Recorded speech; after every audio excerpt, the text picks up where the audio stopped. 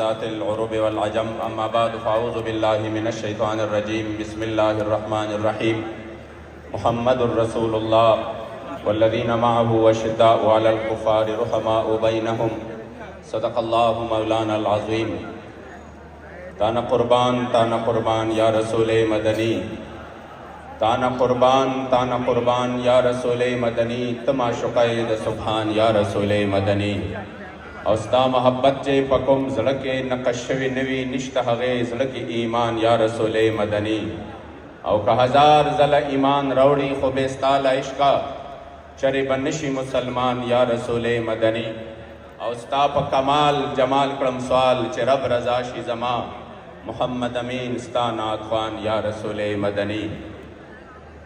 اور ہم سوئے حشر چلیں گے شاہ ابرار کے ساتھ، قافلہ ہوگا روا قافلہ سالار کے ساتھ۔ یہ تو طیبہ کی محبت کا اثر ہے، ورنہ کون روتا ہے لپٹ کر در و دیوار کے ساتھ۔ اور اے مظہر ہم بھی سنیں گے کوئی نعت رنگی گر ملاقات ہوئی شاعر دربار کے ساتھ۔ قبلہ امیر المجاہدین فنافی خاتم النبیین قبلہ بابا جان رحمت اللہ تعالی علیہ ونور اللہ مرقدہ الشریف، آپ فرمایا کرتے تھے کہ میں ملک شام گیا تو شام میں حضرت سیدنا خالد بن ولید رضی اللہ تعالیٰ عنہ کی مزار پر انوار پہ گیا تو آپ کی مزار پر انوار پر آپ کا آخری قول مبارک لکھا تھا، اور وہ تاریخی قول مبارک یہ تھا: لقیت کذا و کذا زحفا فما فی جسدی شبر الا وفیہ دربت بسیف او طعنۃ برمح او رمیۃ بسہم، کہ میں فلاں مارکے میں شریک رہا، کوئی ایک بھی مارکہ ایسا نہیں ہوا جہاں پر میں شریک نہیں رہا، اور میرے جو جسم پر سرتا پا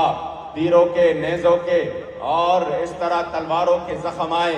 کہ کوئی بھی میرا جسم میں ایک بالش جگہ بھی نہیں بچی، مگر جب آپ کو یعنی آپ کا آخری وقت تھا تو وصال کے وقت آپ نے ایک تاریخی جملہ ارشاد فرمایا، اور وہ یہ تھا کہ میں نے اس موت کو میدان کارزات میں اور میدان جہاد میں بہت زیادہ ڈھونڈا لیکن مجھے ادھر نہیں ملا، لیکن آج مجھے جب یہاں پر اپنے بستر پہ یہ موت نصیب ہو رہا ہے تو آپ نے ایک تاریخی جملہ ارشاد فرمایا اور کہا: فلاں نامت آئین الجبنا، جس کو امیر المجاہدین اپنے خوبصورت انداز سے اس کا ترجمہ یوں کرتے تھے: شالا بزدلانو کدی نیند ناوے، شالا بزدلانو کدی نیند ناوے۔ موت نے تو آنا ہے، ہر صورت میں آنا ہے، وہ چاہے اب اپنے بستر پر ہو یا چاہے میدان جہاد میں ہو۔ موت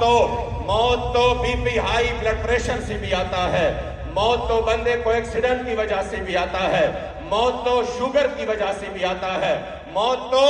بیماری کی اور حادثے کی صورت میں بھی آ سکتا ہے، لیکن بخدا اس موت کا تو مزہ ہی جدا ہے کہ جب 103 اور 104 بخار ہو، جس مرض میں وہ مرض وصال بن جائے۔ بخدا مجھے یاد ہے، میں بھی آج بھی وہ منظر مجھے اس طرح سامنے ہے جس طرح آپ لوگ بیٹھے ہیں کہ جب امیر المجاہدین فنافی خاتم النبیین قبلہ بابا جان تشریف لے آئے فیض آباد کے مقام پر تو آپ کا خوبصورت چہرہ مبارک متغیر تھا۔ میں نے کہا: حضور ایسا لگ رہا ہے کہ آپ کو بہت تکلیف ہے۔ بابا جان نے اپنا ہاتھ مبارک آگے کر دیا، فرمایا: ہاں مجھے اب بھی بہت زیادہ بخار ہے، انتہائی شدید تکلیف ہے اور انتہائی شدید بخار ہے۔ میں نے کہا: حضور پھر آپ کیوں تشریف لے آئے؟ آپ کے اولاد، آپ کے روحانی اولاد مر مٹنے کے لیے یہاں پر موجود ہے، تو آپ کو اتنی تکلیف ہے، پھر کیوں آئے؟ آپ یاد رکھیے، ہمیں جس نے ناموس رسالت کا سبق سکھایا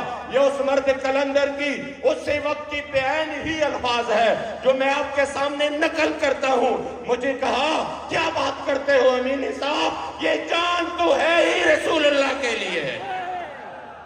اور پھر اسی حالت میں جب آپ نے حضور کی عزت پر پہرا دیا اور اپنے اس بیماری میں، اس تکلیف میں، اس مرض میں جو پھر وہ مرض الوصال بھی بن گیا، آپ یقین کریں اس حال میں دنیا سے چلے گئے کہ اپنے آخری ایام میں بھی پوری دنیا کو یہ پیغام دیا بھلے آپ جتنے بھی انویسٹمنٹ کر لیں، آپ قادیانیت کو جتنی بھی پروموٹ کر لیں، لیکن اس مرد کلندر نے پھر سے وہ پیغام دیا کہ 1450 سال بعد بھی چیف جسٹس کہتا ہے یہ فیض آباد والے کیوں آ گئے؟ وہ معاملات تو ختم ہو گئے۔ وہ جب انہوں نے اسٹرائک کیا، احتجاج کیا، تو وہ جو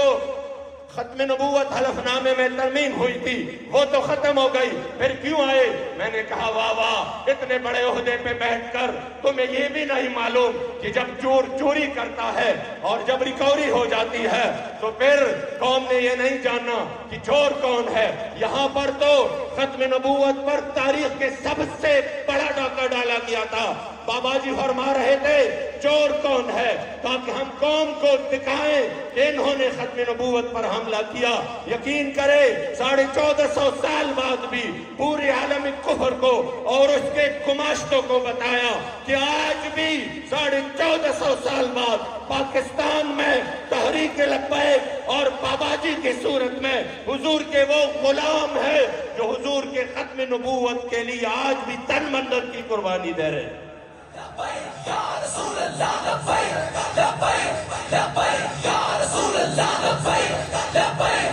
بہت مختصر ہے، بس میں صرف چونکہ جو وقت ہے وہ مجھے اجازت باقی نہیں دیتا۔ ہم نے بابا جی کے ہاتھ مبارک پر بیعت کیا اور پھر بابا جی کے جنازے پر اپنے امیر عظیمت، امیر محترم، ہمارے دلوں کی دھڑکن حضرت قبلہ قائد ملت اسلامیہ حضرت قبلہ سعد حسین رضوی حفظہ اللہ، آپ کے ہاتھ پر تجدید عہد وفا کی کہ ہم نے جو لبیک کا نعرہ لگایا ہے، جس کا معنی علماء نے لکھا وَلِبُّ لَكَ الْبَابَيْن، اور پھر شرح جامی نے جس کا معنی لکھا اقیم لخدمتک وامتثال امرک لا ابرح عن مکانی اقامتاً کثیرتاً متتالیہ۔ یہ ہے لبیک کا معنی، یا رسول اللہ اقیم لخدمتک، ہم آپ کے خدمت کے لیے حاضر ہیں۔ یہ ہے لبیک کا معنی وامتثال امرک،